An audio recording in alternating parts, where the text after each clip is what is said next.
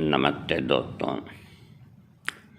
Old is gold में आपका स्वागत। स्वास्थ्य संबंधी चर्चा में होम्योपैथिक के बारे में जानकारी देने के पहले मैं आप लोगों के निरोग रहने की, स्वस्थ रहने की और फिट रहने की श्री हनुमान जी से प्रार्थना करूँगा। आज मैं आपको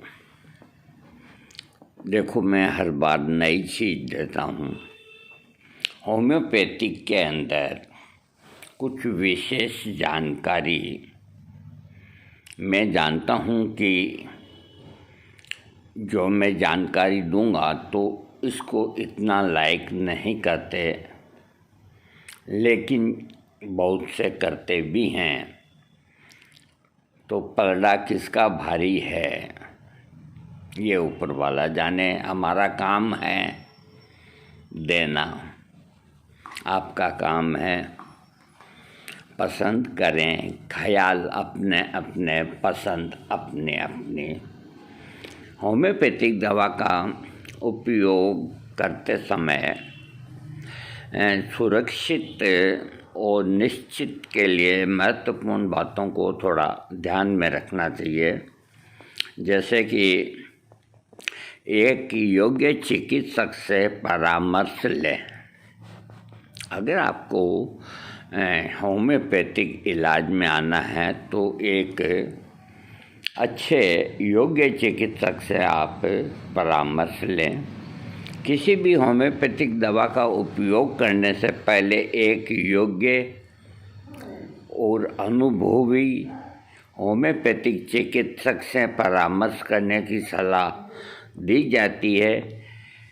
वे आपकी व्यक्तिगत स्वास्थ्य स्थिति, चिकित्सा इतिहास और विशिष्ट आवश्यकताओं के आधार पर व्यक्तिगत मार्गदर्शन आपको कर सकते हैं।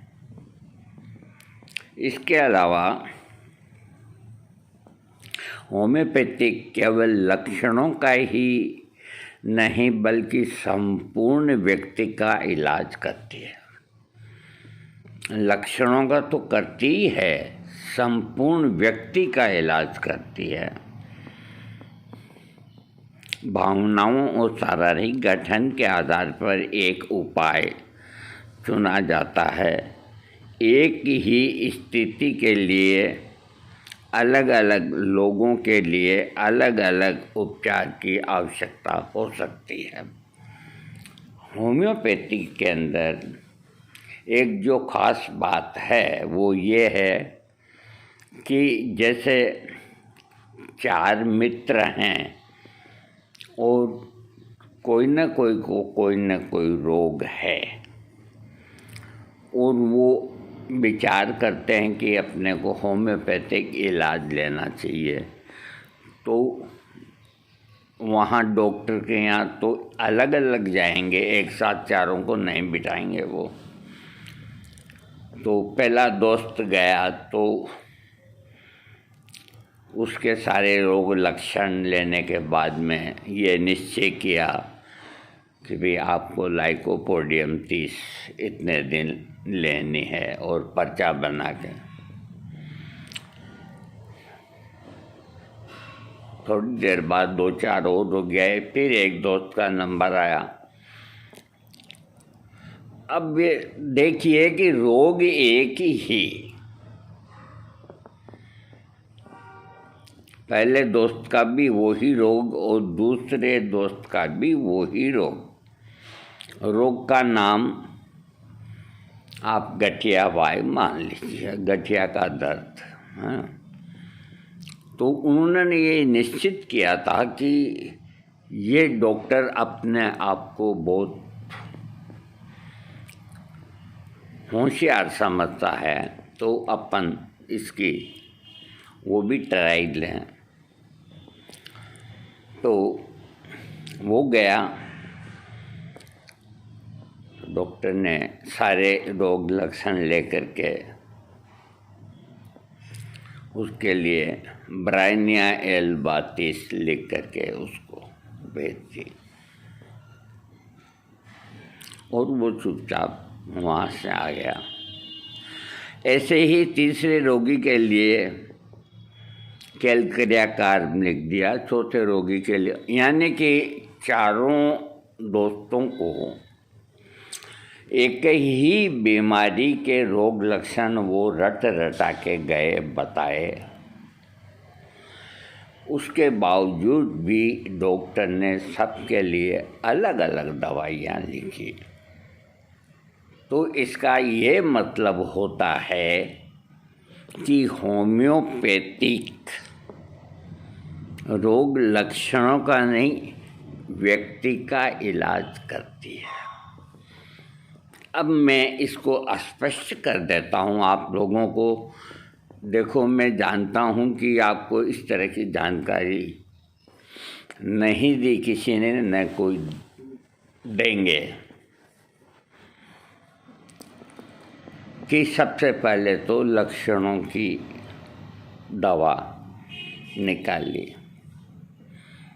अब लक्षणों की दवाई निकाली, जैसे मान लीजिए लक्षणों की दवाई एक दोस्त की लाइकोपोडियम निकली 30 पोटेंसी।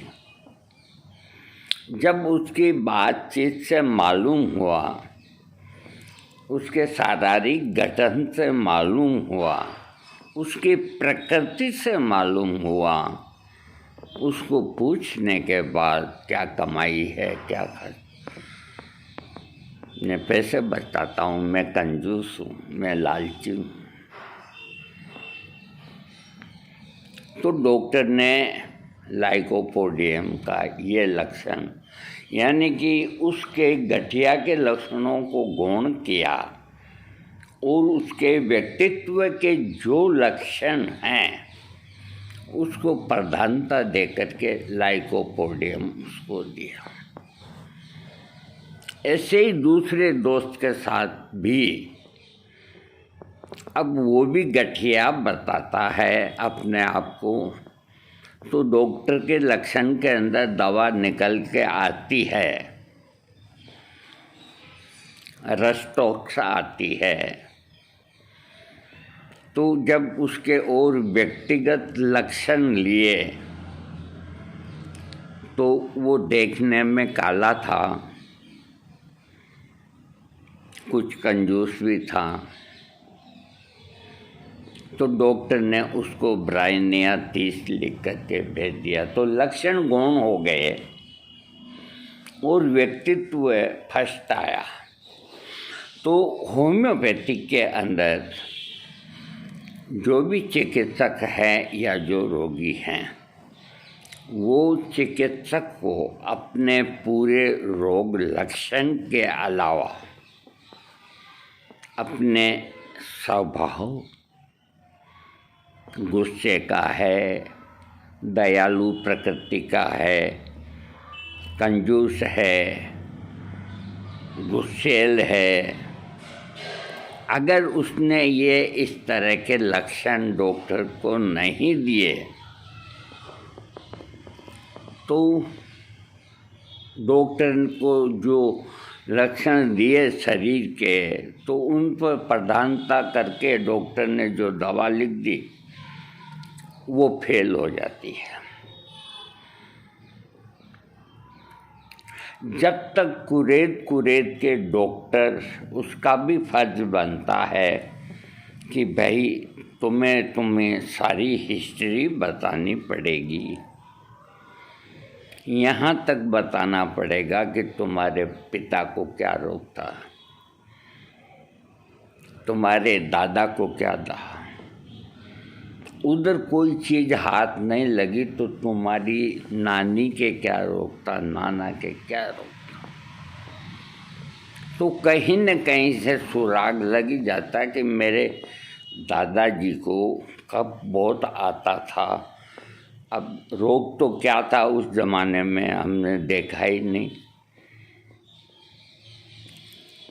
और इधर जो पेशेंट आया है वो कह रहा है मेरी खांसी जा नहीं रही, कई दिनों से नहीं जा रही, मैं कमज़ोर भी हो गया, कब भी आता है कभी कभी। तो डॉक्टर ने उसको खांसी की कोई दवा नहीं दे करके उसके व्यक्तित्व और उसके जो खानदानी दादा थे उनके व्यक्तित्व के ऊपर जो उसको ट्यूबरकुलिनम 1000 दिया। तो खांसी की दवा न दे करके डॉक्टर ने अंदाज लगा लिया कि उसके दादा को या तो टीबी थी या टीबी जैसे लक्षण थे, तो ट्यूबरकुलिनम 200 या 1000 दे के उसको ओके कर दिया। तो यहाँ भी लक्षण को गुण समझा गया और व्यक्तित्व को प्रधानता दी गई। तो इस तरह कोई भी इलाज कराएं अपना, तो जैसे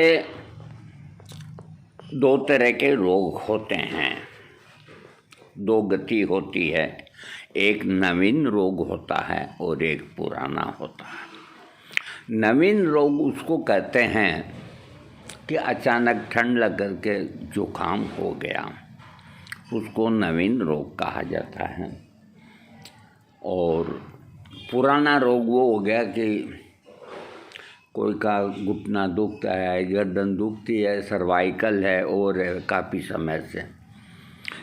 तो नवीन रोगों के अंदर होम्योपैथिक के अंदर बेलाडोना और एकोनाइट ये इनके लिए लिखा गया कि इनकी अवधि भी कम है और इनका रोग भी कम अवधि वाला होता है और ये नवीन रोगों में काम करते हैं। सवाल ये है कि होम्योपैथिक के अंदर न कोई नवीन है और न कोई पुराना है, एक व्यक्तित्व है, उसका इलाज डॉक्टर को करना है।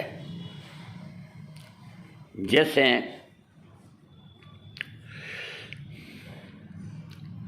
कोई आदमी काफ़ी समय से बीमार चल रहा है और घबराहट हुई, डॉक्टर के पास गया कि डॉक्टर साहब कहाँ, तो मेरे को बहुत घबराहट और बेचैनी, ऐसा लगता है कि मैं मर जाऊंगा,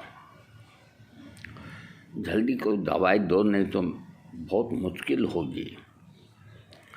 तो डॉक्टर फ़ौरन उसको एकोनाइट 200 या 1000 दे देता और उससे वो रोगी खतरे से बाहर हो जाता है, जबकि उसका रोग पुराना है। तो नवीन, इससे आप कहीं होम्योपैथिक डॉक्टर ये सोचते हैं, कहीं होम्योपैथिक में दिलचस्पी रखने वाले ये सोचते हैं कि भाई ये दवाइयाँ नवीन रोगों की है और ये पुराने रोगों की है। नो, ऐसा कुछ भी नहीं। व्यक्तित्व को प्रधानता दो, रोगी क्या कहता है, लक्षण क्या कहते हैं, उसको प्रधानता देके और उस हिसाब से दवा आप दीजिए। इसीलिए होम्योपैथी के अंदर सोना से बनी हुई दवा और लोहे से बनी हुई दवा एक ही भाव है, कोई नवीन नहीं और कोई पुराना नहीं। जो लक्षण रोगी दे वही दवा उसको दी जानी चाहिए। शक्ति और खुराक, ये जो चिकित्सक है उसके रोगी के, जिस वक्त रोगी डॉक्टर के पास जाता है उस हिसाब से शक्ति और खुराक निश्चित की जाएगी, पहले नहीं हो सकती। इसीलिए मैं कहता हूँ कि होम्योपैथिक बहुत जटिल है। पहले इसलिए नहीं हो सकती कि जैसे रोगी ने अपने नौकर को भेजा कि डॉक्टर साहब को जाके कहो कि मेरा उल्टी हुई है, मेरे को कोई दवा मेरे को दे दे। डॉक्टर ने इपिकाक 30 जो भी है उसको दे दी और उसी आदमी को 3-4 उल्टियाँ एक साथ हो जाती है, वो कोई घरेलू प्रयोग कर लेता है और कर लेता है, उल्टियाँ बंद नहीं होती, वो जी मिचलाता रहता है, तो नौकर को भेजता है कि जाके डॉक्टर को बोलो कि मेरे को 4-5 तो उल्टी हो गई और मेरा जी मिचला रहा है, कहीं और नहीं हो जाए, कोई टॉप से टॉप दवा भेजो, नहीं तो मैं मर नहीं जाऊँ। तो डॉक्टर ये सोचता है कि रोगी बहुत कमज़ोर हो चुका उल्टियाँ होने से, इसको तत्काल बंद करना होगा, जैसे भी हो तत्काल बंद करना होगा। तो वो उस हिसाब से इपिकाकुआना जो भी दवा उसकी निकलती है 1000 की 3 खुराक बना के देगा कि जाओ उनको 15-15 मिनट में खिला दो, और उल्टियाँ बंद हो जाती है। शाम को वो अपने आप ही खिचड़ी खा लेगा, वे आज इतनी उल्टी हुई, अगले दिन चंगा। तो ये शक्ति निर्धारित करना बड़ा टिपिकल काम है, ये रोगी के रोग की अवस्था के हिसाब से ही शक्ति का वो करना होगा। अगर कोई आके पूछे कि भाई मेरे को ये तकलीफ़ है, तो मैं ये तो कह दूंगा भाई नक्सवमी ले लो। अब वो पूछेगा नक्सवमी कितने में लूँ, तो जब तक रोगी की अवस्था का पूरा पता नहीं चलता तो इलाज नहीं बैठेगा, कम से कम होम्योपैथिक के अंदर। अब इसके अंदर एक चीज़ और है, मैं आपको ज़्यादा समय नहीं लूँगा। मैंने आपको सबसे पहले तो ये बताया कि होम्योपैथिक के अंदर व्यक्तित्व को प्रधानता देनी चाहिए। दूसरा मैंने ये बताया कि 4 रोगी जाएंगे एक ही रोग के, तो उनकी चारों की ही दवा अलग अलग होगी, जबकि एलोपैथिक में आयुर्वेदिक में ऐसा नहीं होता। आयुर्वेदिक फिर भी अलग है, एलोपैथिक में ऐसा नहीं होता। तीसरी बात जो मैंने ये बताई कि शक्ति निर्धारण तभी होगा जब रोगी डॉक्टर के सामने जाके बोलेगा या डॉक्टर को उसकी जानकारी मिलेगी, तब वो शक्ति निर्धारण करेगा।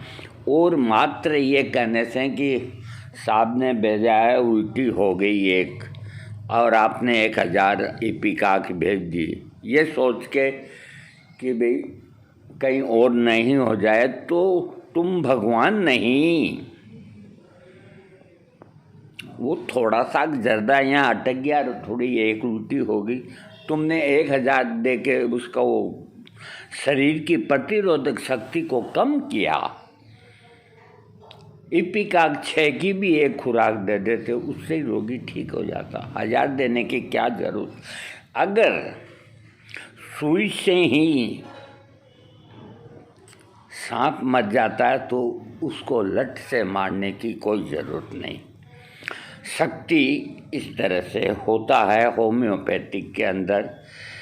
अब मैं आपको बताऊंगा कि मजबूत पदार्थों से बचें, कॉफ़ी नहीं खाएं, पुदीना और लहसुन ये जो सुगंधित चीज़ें हैं ये नुकसान तो नहीं करती, लेकिन होम्योपैथिक दवा से जो सेवन करता है तो वो दवा निष्क्रिय हो जाती है, असर नहीं करती, या रुपए में 10% करती है। इन चीज़ों का ध्यान रखें। आजकल डॉक्टर को पूछते हैं कहाँ सब खाओ, नहीं। और एक टाइम टू टाइम डॉक्टर वो भी रोग के हिसाब से खुराक निश्चित करेगा। बुखार जैसी स्थिति के अंदर मैं रोगी को दिन में 6 से 7 खुराक तक देता हूँ, 30 पोटेंसी या 6 पोटेंसी, क्योंकि जो चीज़ धीरे धीरे हुई है, जुकाम से बुखार हुआ है, तो उसको धीरे धीरे ही भगाना चाहिए। तो कम पोटेंसी से बार बार प्रहार करके इस चीज़ का ध्यान रखें। और तेज़ गंध और तेज़ स्वाद वाली कोई चीज़ नहीं खाएं।